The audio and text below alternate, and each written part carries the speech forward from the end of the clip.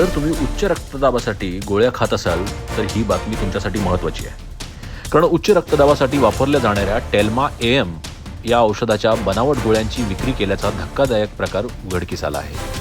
Manpada police station यांनी मोठी कारवाई करत डोंबिवली आणि मुंबईतील 2 औषध वितरकांना अटक केली आहे.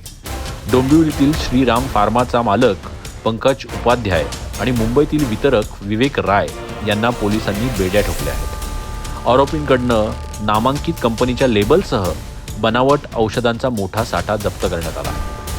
अन्न आणि औषध प्रशासनाने दिलेल्या माहितीनुसार या बनावट गोळ्या शरीरात उशिरा विरघळतात आणि त्यामुळे रुग्णांना हृदयविकाराचा झटका किंवा स्ट्रोकचा गंभीर धोका निर्माण होऊ शकतो. तपासादरम्यान या प्रकरणात बिहार कनेक्शनही समोर आला असून पुढील तपास जोरदार सुरू आहे. ठाणे येथील अन्न व औषध प्रशासन यांच्या वतीने मानपाडा पोलीस स्टेशनमध्ये दाखल गुन्ह्याच्या अनुषंगाने तपास चालू आहे.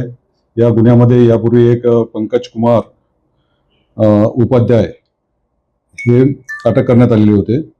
या गुन्ह्यामध्ये आरोपींनी टेल्मा 40 या नावाचे जे औषध आहे ब्लड प्रेशरवरचं ते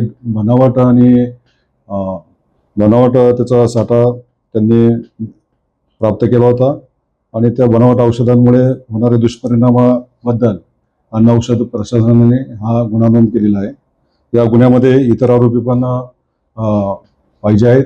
तर त्यापैकी इतर आरोपींपैकी आम्ही विवेक अजय कुमार राय, एनॉर्मेड फार्मास्युटिकल कुरार विलेज या कंपनीचे डायरेक्टर आहेत, त्यांना अटक केलेली आहे आणि त्याबाबतचा तपास चालू आहे. यापूर्वी दिनांक 21 जानेवारी 2026 रोजी पंकज उपाध्याय यांना अटक करण्यात आलेली आहे. ते सध्या ज्युडिशियल कस्टडीमध्ये आहेत आणि त्यांचे जे साथीदार आहे विवेक अजय कुमार राय यांनी या टेल्मा 40 या मालाचा पुरवठा केला होता त्यांना पण या ठिकाणी अटक केलेली आहे दिनांक 16/2/2026 रोजी.